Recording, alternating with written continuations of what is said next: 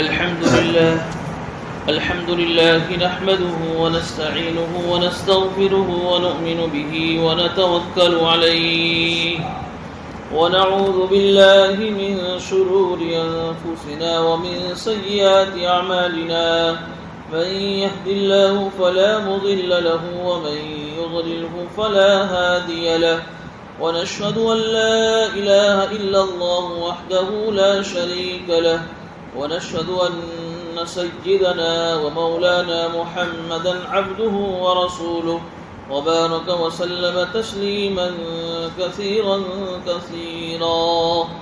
أما بعد فأعوذ بالله من الشيطان الرجيم بسم الله الرحمن الرحيم أم تريدون أن تسألوا رسولكم كما سئل موسى من قبل ومن يتبدل الكفر بالإيمان فقد ضل سواء السبيل ود كثير من أهل الكتاب لو يردونكم من بعد إيمانكم كفارا حسدا من عند أنفسهم من بعد ما تبين لهم الحق فاعفوا واصفحوا حتى يأتي الله بأمره إن الله على كل شيء قدير وأقيموا الصلاة وآتوا الزكاة وما تقدموا لأنفسكم من خير تجدوه عند الله إن الله بما تعملون بصير صدق اللہ العظیم.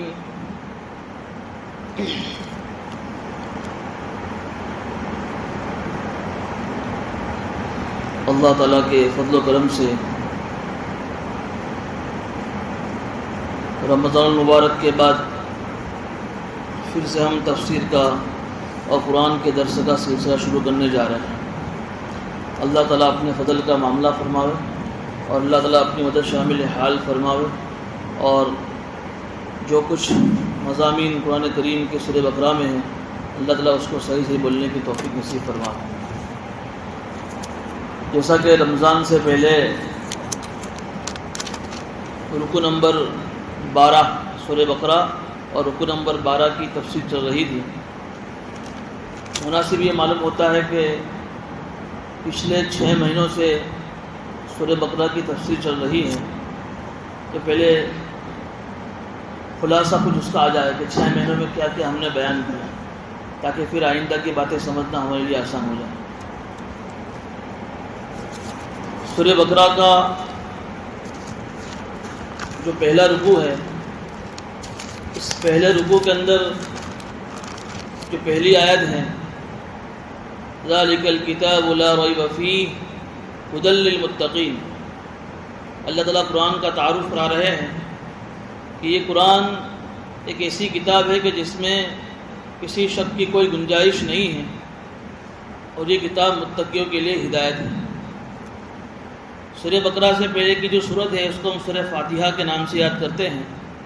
روزانہ ہم نماز کی ہر رکعت میں سورہ فاتحہ کو پڑھتے ہیں اور اس سورت کی 3 آیتوں کے بعد الحمدللہ رب العالمین الرحمن الرحیم مالک یوم الدین، ان 3 آیتوں کے بعد جو چوتھی آیت ہیں ایاک نعبد و ایاک نستعین، اور پھر 5ویں آیت میں ہم روزانہ نماز کے اللہ سے سیدھے راستے کی دعا مانگتے ہیں.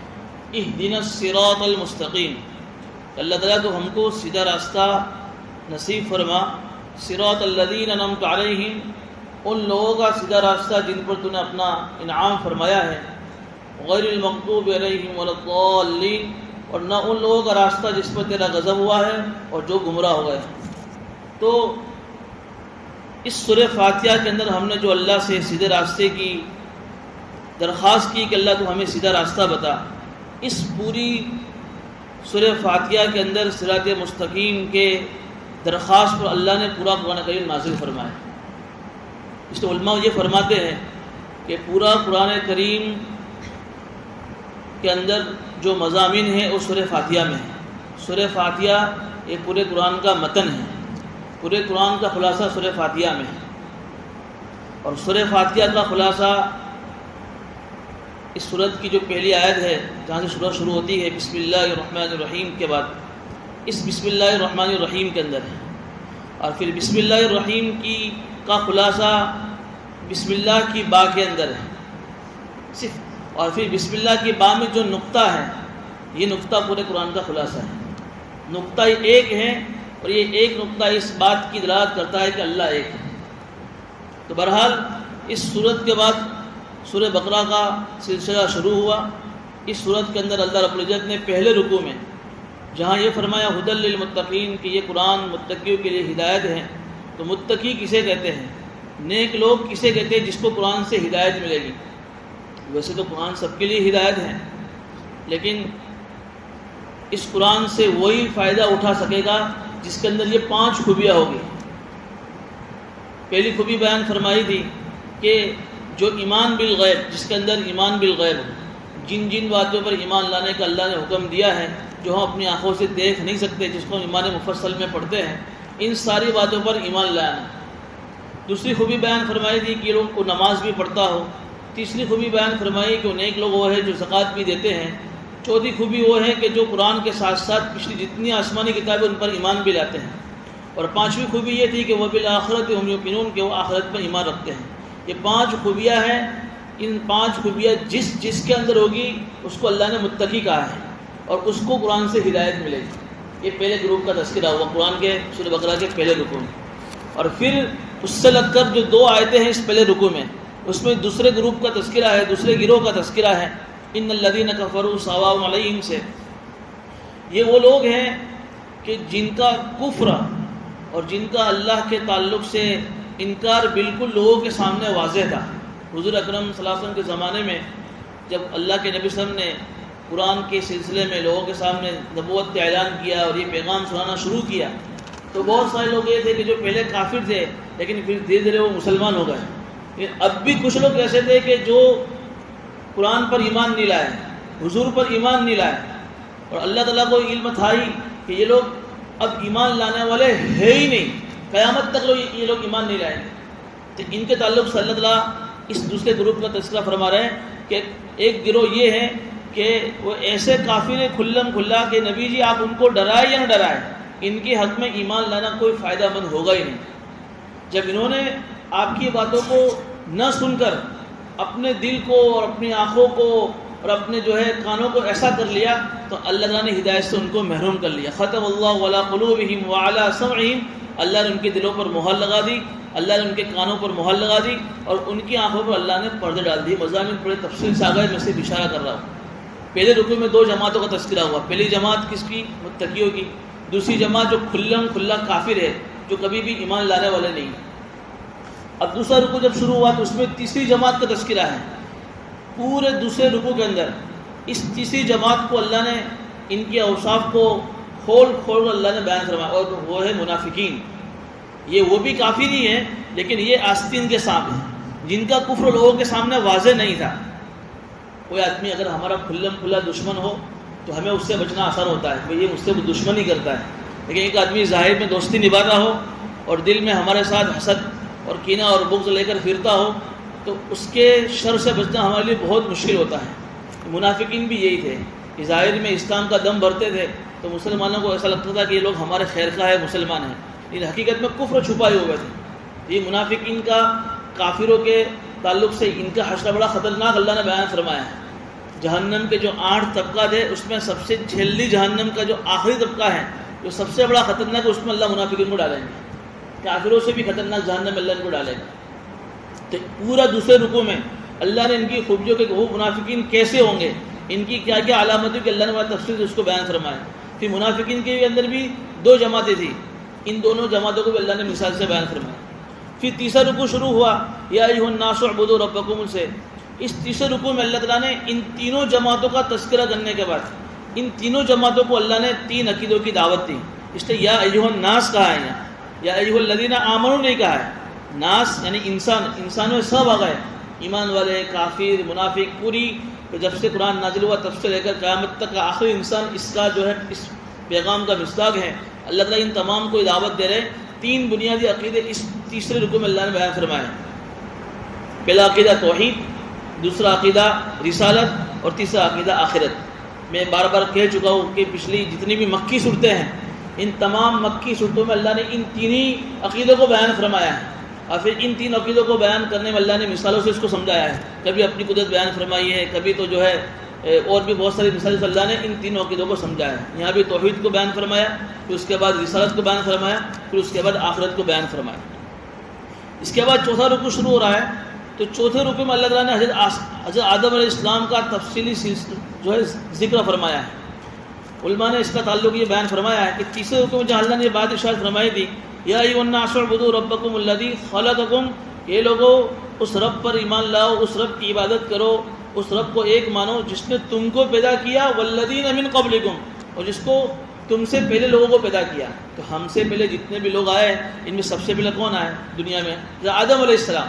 تو اللہ تعالیٰ نے چوتھے رکوع میں آدم علیہ السلام کا تفصیلی ذکر بیان فرمایا، اور پھر آدم علیہ السلام کو اللہ نے کیسے پیدا کیا، کیوں پیدا کیا، زمین میں اللہ نے ان کو اپنا خلیفہ بنایا۔ تو خلیفہ بنانے کے بعد اللہ کو ان کا مقام فرشتوں کے سامنے واضح کرنا تھا، جناتوں کے سامنے واضح کرنا تھا، تو ان کے لیے پھر اللہ نے جو سجدے کا حکم دیا، پورا جو ہے تفصیلی مضمون اس چوتھے رکوع میں آ رہا ہے۔ اس کے بعد پھر اب پانچواں رکوع شروع ہوا، یا بنی اسرائیل اذکروا نعمتی التی انعمت علیکم، بنی اسرائیل کا تذکرہ شروع ہو رہا ہے۔ تو علماء کہتے ہیں کہ اس کا تعلق کیسے ہے تیسرے رکوع سے؟ تو دیکھیے، جب آدم علیہ السلام اس دنیا کے سب سے پہلے انسان، ان کا تذکرہ چوتھے رکوع میں ہوا۔ اب اس کے بعد جب آدم علیہ السلام کے بعد دوسرے جو نبی دنیا میں آئے، حضرت نوح علیہ السلام، جن کو آدم ثانی بھی کہتے ہیں، تو ان کے نبی بننے کے بعد ان کی جو امت پر جب عذاب آیا تو ان کے 3 بیٹوں کے علاوہ سب ہلاک ہو گئے۔ پھر ان کے جو 3 بیٹے تھے ان سے بھی نسل زیادہ چلی نہیں، تو اللہ تعالیٰ نے ان کا تذکرہ قرآن میں یہاں سورہ بقرہ میں بیان نہیں فرمایا۔ پھر اس کے بعد حضرت ابراہیم علیہ السلام آئے۔ ابراہیم علیہ السلام کے 2 بیٹے، ایسے تو قصص القرآن ایک تفسیر کی کتاب ہے علامہ حفظ الرحمن سہاروی کی، انہوں نے تو یہ لکھا ہے کہ حضرت ابراہیم علیہ السلام کے 8 بیٹے تھے۔ ہمارے سامنے معروف جو ہے 2 بیٹے، حضرت اسماعیل علیہ السلام اور حضرت اسحاق علیہ السلام۔ تو اسماعیل علیہ السلام جو سب سے بڑے بیٹے تھے، یہ ان کو اللہ نے بھیجا تھا جزیرۃ العرب، عربستان کے اندر، ان کی نسل چلی وہاں عربستان کے اندر، انہی سے ہمارے نبی صلی اللہ علیہ وسلم ان کی نسل سے پیدا ہوئے۔ ان کے دوسرے بیٹے حضرت اسحاق علیہ السلام۔ یہ اسحاق علیہ السلام جو ہے، یہ ان کے ایک بیٹے تھے حضرت یعقوب علیہ السلام، جو مشہور ہے۔ حضرت یعقوب علیہ السلام کا دوسرا نام کیا ہے؟ اسرائیل، جس کا ترجمہ ہم نے کیا تھا عبداللہ۔ تو یعقوب علیہ السلام کا لقب اسرائیل، ان کے پھر 12 بیٹے ہوئے۔ ان 12 بیٹوں کو کی جو خاندان بنا، جو فیملی بنی، اس کو ہم بنو اسرائیل بولتے ہیں۔ تو پھر اللہ رب العزت نے اس 5ویں رکوع سے بنو اسرائیل کا تفصیلی سلسلہ شروع کیا۔ اب اس بنو اسرائیل کے اندر حضرت یوسف علیہ السلام بھی نبی بن کر آئے۔ یوسف علیہ السلام کے 400 سال کے بعد حضرت موسیٰ علیہ السلام نبی بن کر آئے۔ کتنے سال کے بعد؟ 400 سال کے بعد۔ پھر حضرت موسیٰ علیہ السلام کے بعد 4000 نبی اور آئے بنو اسرائیل میں، تقریباً 4500 ہیں، تو 500 نبی حضرت موسیٰ علیہ السلام سے پہلے، اور حضرت موسیٰ علیہ السلام کے بعد 4000 نبی آئے، اور پھر سب سے آخری نبی جو بنو اسرائیل میں آئے حضرت عیسیٰ علیہ السلام آئے۔ یعنی حضرت موسیٰ علیہ السلام اور حضرت عیسیٰ علیہ السلام، ان دونوں میں بہت ہزاروں سال کا فاصلہ ہے۔ تو ایسا نہیں ہے کہ 2 سال کے بعد حضرت عیسیٰ علیہ السلام آ گئے۔ یہ بنو اسرائیل ہے کہ جس میں اللہ نے 4500 نبی بھیجے۔ لیکن یہ جو موسیٰ علیہ السلام کے ماننے والے کو یہودی کہتے ہیں، اور عیسیٰ علیہ السلام جو آخری نبی ان کے ماننے والے کو نصارہ کہتے ہیں۔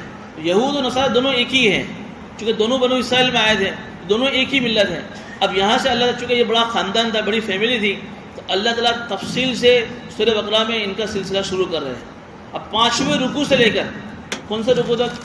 سورت اس پہلا پارہ جو جہاں ختم ہوتا ہے، اس پہلے پارے کے رکوع نمبر 14 تک تفصیل سے 11 رکوع کے اندر، 10 یا 11 رکوع میں تفصیل سے اس بنی اسرائیل کا پورا تفصیل ذکر آ رہا ہے۔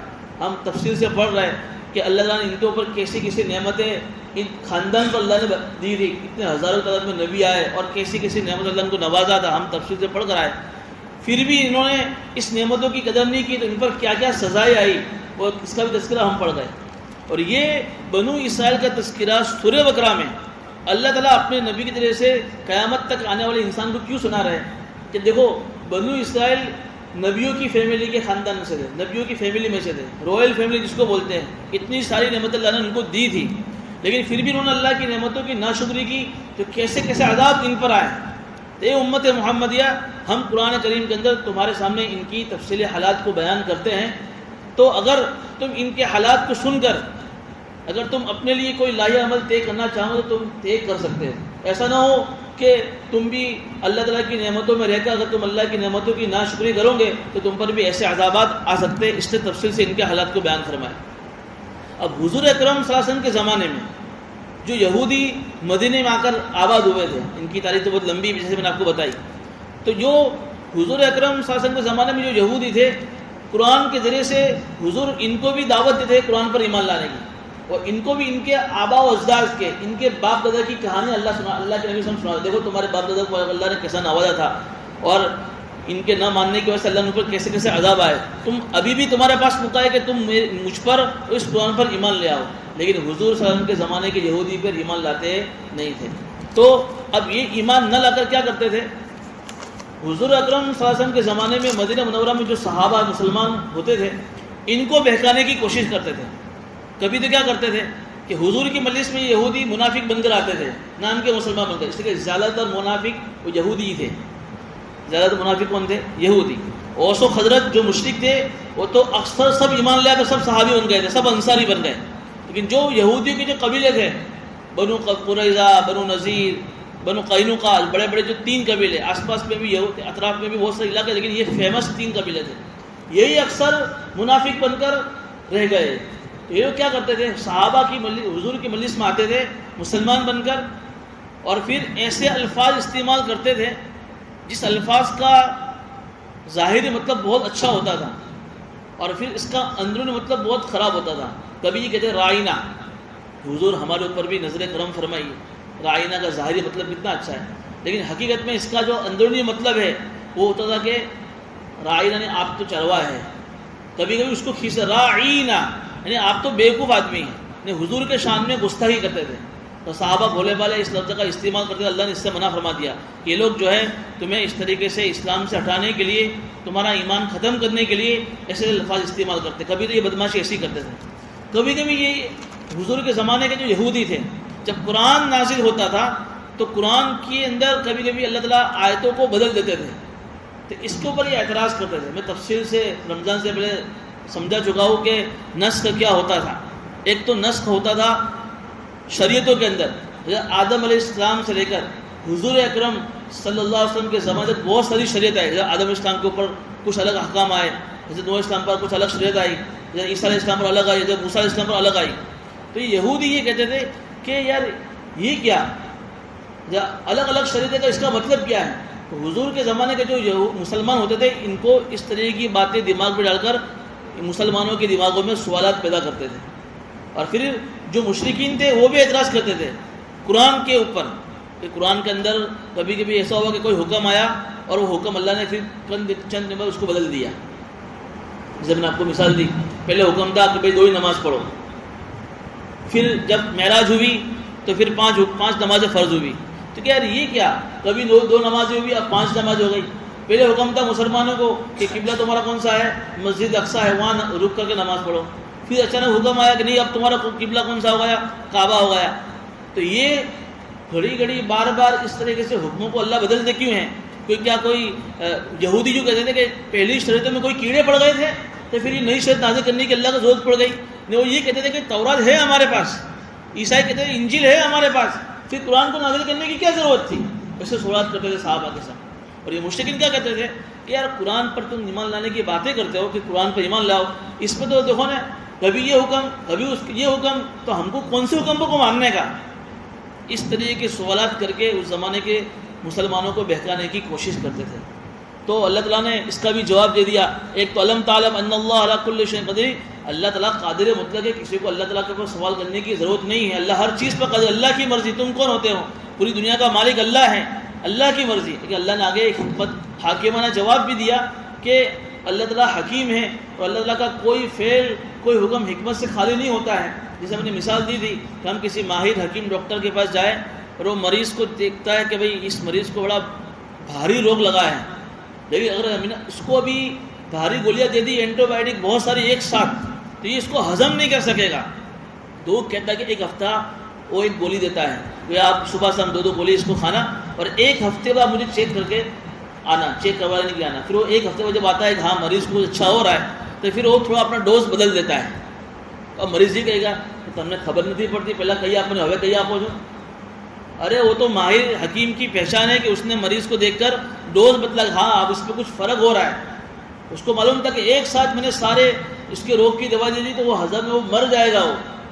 تو بس اللہ تعالیٰ کا بھی، اللہ تعالیٰ تو سب سے بڑے حکیم ہے، تو اللہ نے دیکھا کہ بھئی حضور اکرم صلی اللہ علیہ وسلم اور عیسیٰ علیہ السلام جب نبی بن کر آئے، ان کے 600 سال کے بعد اللہ کے نبی سے نبی بن کر آئے۔ 600 سال کا فاصلہ ہو گیا۔ میں نے رمضان سے پہلے بھی کہا تھا کہ تھوڑا سا ہم مسجدوں سے دور کیا ہوتے ہیں، ہمارے اندر غفلت آ جاتی ہے۔ ہم کہیں سفر میں گئے 1 ہفتہ جہاں ہم کو مسجد کا ماحول نہیں ملا، پھر ہم جب آتے ہیں ہم خود اپنی دل کی کیفیت محسوس کرتے ہیں کہ دل میں کیسی ظلمت آ رہی ہے۔ 1 ہفتے کے اندر دل کی یہ کیفیت ہو جاتی ہے۔ ابھی رمضان ختم ہوا، ہم سب جانتے ہیں ہمارے دل کی کیفیت کیسی ہے، اچھا ہی نہیں لگتا ہے کچھ بھی۔ رمضان کے اندر جو دل کی کیفیت تھی کوئی کیفیت ابھی بنی نہیں رہی ہے، سب جانتے ہیں اپنے بارے۔ تو یہ تو 600 سال کا فاصلہ ہو گیا، کیا حالت ہوئی کہ اس زمانے کے لوگوں کی دلوں کی، کتنے وہ اللہ سے دور ہو گئے ہوں گے، کتنے وہ شریعت سے اور دین سے دور ہو گئے ہوں گے۔ اب ایک دم سے اللہ قرآن کو حضور پر نازل کر رہے ہیں، اور مکی زندگی جو شروعات کی زندگی وہاں بھاری بھاری حکم آ جاتے، تو کیا مسلمان اس زمانے کے لوگ اس کو ہضم کر سکتے؟ تو اللہ تعالیٰ حکیم ہے۔ اللہ نے اب دیکھیے مکی زندگی میں زیادہ تر حکم آئے نہیں، بس وہاں تو یہی کہ بھائی صبر کرو، اور اللہ نے جو تم کو دیا ہے وہ اپنے ایمان کو پختہ بناؤ۔ تو صحابہ کہتے ہیں کہ ہم نے پہلے مکی زندگی میں 13 سے ہم نے ایمان کو سیکھا، ایمان جب بنایا پھر اس کے بعد اب ایسا لگا کہ حضور کو اور اللہ تعالیٰ کو کہ اب یہ ایمان میں پختہ ہو گئے ہیں۔ اب جب ہجرت ہوئی اور مدنی زندگی میں جب پہنچے وہاں سارے حکم آئے ہیں، زکوٰۃ لے لو، حج لے لو، سارے حکم وہاں آئے ہیں۔ تو بہرحال اللہ تعالیٰ نے قرآن کریم کے اندر نسخ کیا ہے، پہلے کچھ حکم دیا پھر اس حکم کو بدل دیا۔ کبھی کبھی تو کچھ آیتیں ایسی بھی ہیں جو حضور پر نازل ہوئی تو حضور اس آیتوں کو پڑھنے میں کبھی جلدی کرتے تھے۔ سورہ اعلیٰ میں اس کا تذکرہ ہے، سنقرئک فلا تنسى الا ما شاء اللہ۔ اے نبی جی ہم آپ کو پڑھوائیں گے، سنقرئک ہم آپ کو پڑھوائیں گے، آپ پڑھنے میں جلدی مت کرو، فلا تنسى الا ما شاء اللہ۔ آپ کو ایسا لگتا ہے کہ اگر میں جو وہی جبریل لے کر آئے ہیں اگر میں اس کو ابھی نہیں پڑھوں گا تو بھول جاؤں گا، فلا تنسى، آپ گھبراؤ مت، آپ بھولیں گے نہیں، الا ما شاء اللہ، جو ہم چاہیں گے وہ ہم بھلائیں گے۔ نبی صاحب کو تسلی دی گئی۔ تو علماء کہتے ہیں کہ بہت ساری آیتیں ایسی بھی ہیں جو حضور پر نازل ہوئی لیکن اللہ کو پھر وہ منظور نہیں تھی، اللہ نے حضور کے دل سے ساری آیتوں کو بھلا دیا، نہ حضور کو نہ معلوم ہے نہ ہم کو معلوم ہے۔ یہ بھی ایک طرح کا نسخہ ہوا۔ اور کچھ آیتیں ایسی تھی کہ جو حکم پہلے آیا پھر اللہ نے حکم کو بدل دیا۔ تو اس زمانے کے جو یہودی تھے، جو مشرکین تھے، جب یہ آیتیں اس طرح سے بدلتی تھی، حکم بدلتے تھے تو اعتراض کرتے تھے۔ ان کی دوسری شرارت تھی۔ تیسری شرارت کیا تھی کہ کبھی کبھی حضور کے مجلس میں یہ یہودی آتے اور ایسے ایسے سوال کرتے تھے کہ جس کی کوئی ضرورت نہیں تھی۔ ان کا مقصد کیا تھا؟ وہی مسلمانوں کو بہکانا۔ چونکہ ہمارا عقیدہ ہے کہ قرآن 23 سال میں حضور پر نازل ہوا۔ جو سورہ قدر میں، شب قدر میں جو نازل ہوا وہ آسمان دنیا پر ایک ساتھ نازل ہو گیا، کہ آسمانی دنیا سے حضور کے دل مبارک پر 23 سال میں جیسی ضرورت تھی ایسا قرآن نازل ہوا۔ ابھی یہودی حضور کی مجلس میں آتے اور آ کر کیا کہتے کہ یار یہ قرآن 23 سال میں آیا، تھوڑا تھوڑا تھوڑا، تو ایسا کیوں نہیں ہوا کہ ایک ساتھ تمہارے اوپر نازل ہو جاتا؟ دیکھو نا ہمارے نبی صاحب پر، موسیٰ علیہ السلام پر تورات کسی ایک ساتھ نازل ہوئی۔ موسیٰ علیہ السلام کو اللہ نے تورات پر بلایا، ایک طور پر بلایا اور تورات کی ساری تختیاں ایک ساتھ دے دی، لے جاؤ یہ تختیاں، اور اس میں سے جو حکم ہم نے دیا ہے تمہاری قوم کو پڑھ کر سنانا۔ پھر الگ سے دوسرا کوئی ان پر وحی نہیں ہے موسیٰ علیہ السلام پر، وہ پہلی پوری تورات دے دی، لیکن قرآن کے ساتھ ایسا نہیں ہوا ہے۔ تو یہ یہودی ایسے سوال کرتے تھے کہ کیوں ایسا ہوا قرآن میں؟ ہمارے سامنے تو قرآن پورا ایک ساتھ نازل ہوا، وہ سا قرآن ہم کو لا کر دو تو ہم ایمان لائیں۔ اور کبھی مشرکین یوں کہتے تھے، کیا تم یہ کہتے ہو کہ اللہ اللہ، تو ہم تو اللہ کو اپنی آنکھوں سے دیکھنا چاہتے ہیں، جب تک ہم اللہ کو اپنی آنکھوں سے نہیں دیکھیں گے تب ہم کو کیا معلوم کہ اللہ ہے، جو چیز دکھتی ہے وہ ہم کو سمجھ میں آتی ہے، ایسا وہ لوگ کہتے تھے۔ تو یہاں اس آیت میں یہ جواب دیا، ام تريدون ان تسألوا رسولکم کما سئل موسیٰ من قبل، کیا لوگ یہ چاہتے ہیں کہ تم اپنے رسولوں سے ایسے سوال کرو جیسے اس سے پہلے موسیٰ علیہ السلام سے سوالات کیے گئے؟ موسیٰ علیہ السلام سے بھی ایسے سوال ان کی قوم نے کیے تھے نا.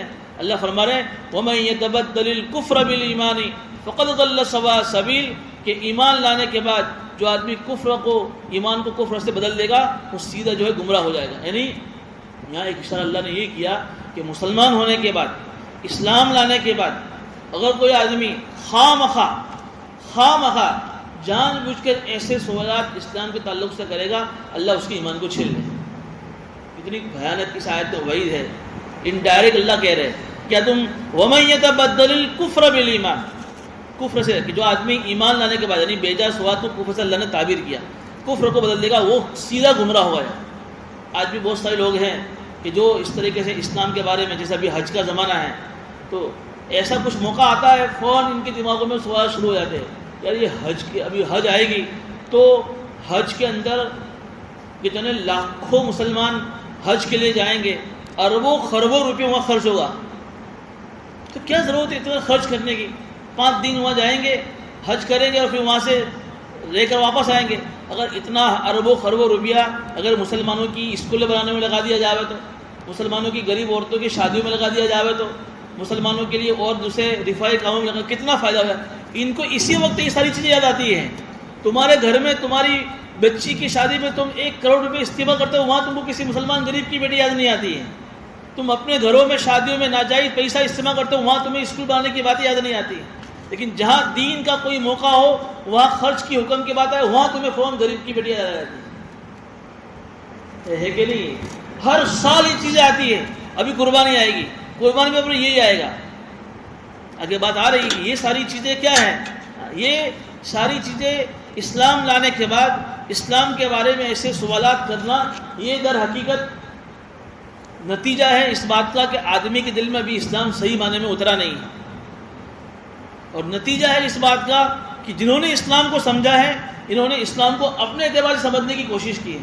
جب سورہ کہف شروع ہوئی تھی تو سورہ کہف میں نے بتایا وَاتْلُ مَا أُوحِيَ إِلَيْكَ مِنْ كِتَابِ رَبِّكَ، وہاں اللہ نے 2 باتیں کہی تھی کہ تمہارے اوپر جو قرآن کی شکل میں جو وحی آ رہی ہے اسی کی تلاوت کرتے رہنا، اسی کو سمجھنے کی کوشش کرنا.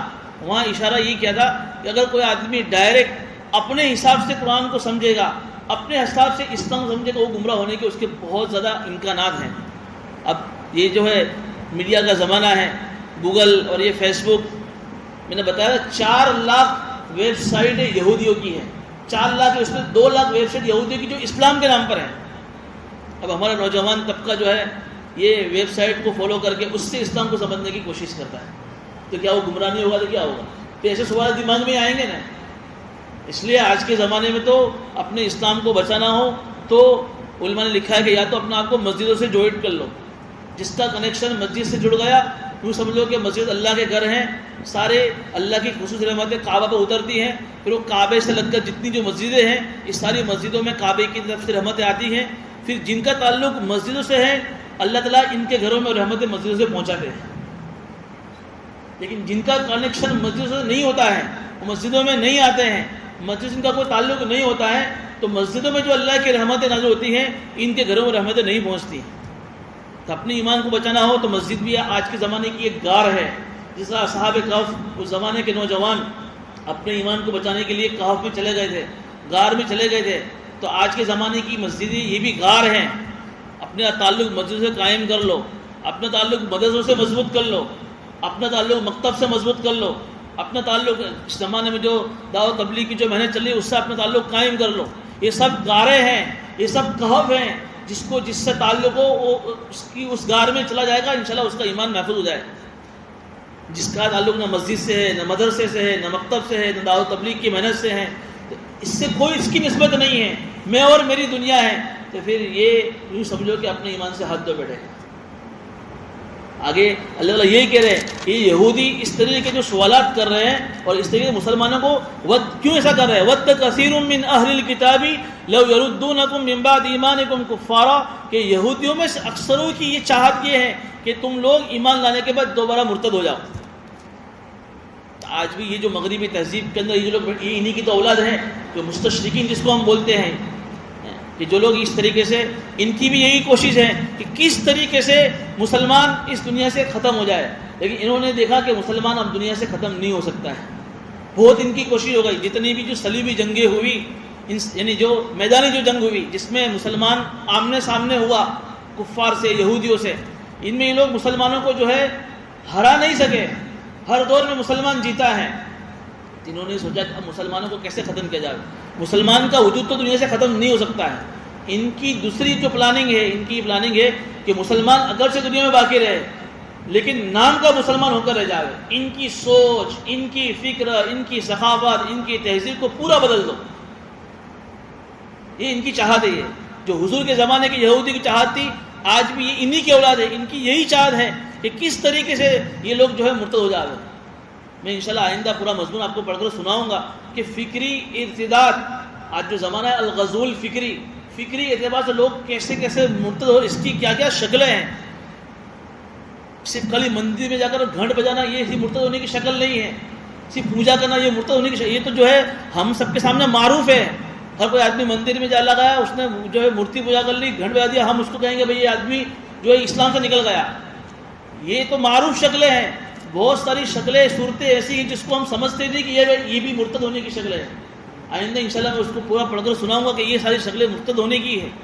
تو کتنی ضرورت ہے اس زمانے میں اپنے آپ کو جو ہے اپنے اسلام کو بچانے کی.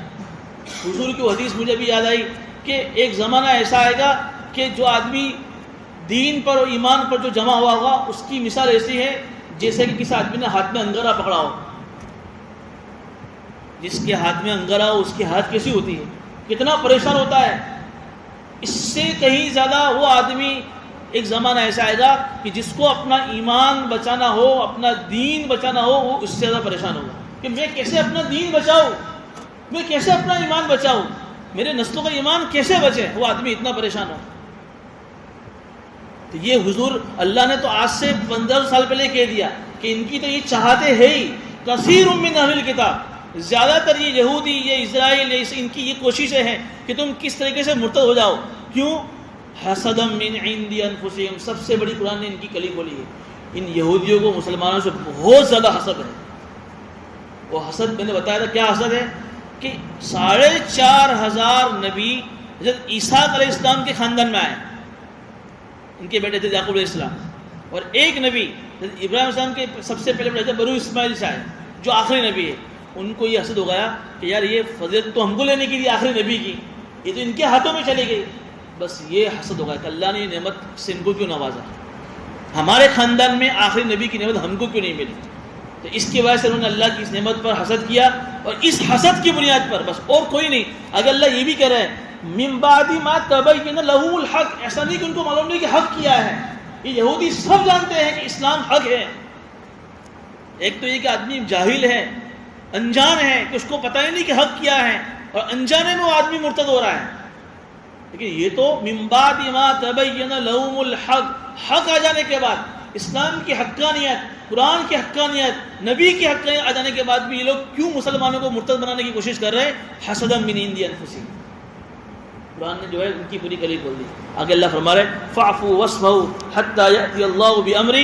لیکن جس زمانے میں آیتیں نازل ہو رہی ہے اس زمانے میں بھی یہودیوں سے بدلہ لینے کا موقع نہیں تھا. تو اللہ فرما رہے مسلمانوں سے کہ فاعفوا, درگزر کرو, واصفحوا, معاف کرو, ابھی ان سے بدلہ مت لو, حتی یأتی اللہ بامرہ, یہاں تک کہ اللہ کا حکم آ جائے. پھر جب مدینہ میں جب جنگیں ہوئی, اس جنگ کے اندر جب انہوں نے میثاق مدینہ میں جو معاہدہ ہوا تھا, معاہدوں کو توڑا. ہم سن چکے سورہ حشر میں کیسا اللہ کے نبی نے ان کا حشر کیا. بنو جو ہے نذیر کو جلا وطن کر دیا, اپنے ملک سے نکال دیا, خیبر بھیج دیا. بنو جو ہے قینقاع, بنو جو ہے نذیر ہے, ان میں سے اللہ نے ان کو بھی ذلیل کیا, ان کو ملک شام بھگا دیا. اور ایک قبیلے کے نوجوانوں کو اللہ نے جو ہے قتل کروا دیا, اور ان کے بچوں کو, ان کو تو اللہ نے جو ہے غلام اور باندھی بنا دیا, اللہ نے رسوا کر دیا. اور یہ رسوائی ان کی اللہ نے قیامت تک آنے والی ان کی نسل میں اللہ نے لکھ دی ہے. جتنا بھی لوگ جو ہے اپنے آپ کو ترقی کے نام سے آگے لائے, جتنا بھی لوگ دنیا والوں کو دکھائے کہ ہم کتنے آگے ہیں, لیکن ترقی جو ہے ذلیل رسوا ہونا ان کے مقدر ہیں. انشاءاللہ آج سے کل اللہ ان کو ذلیل کرے گا.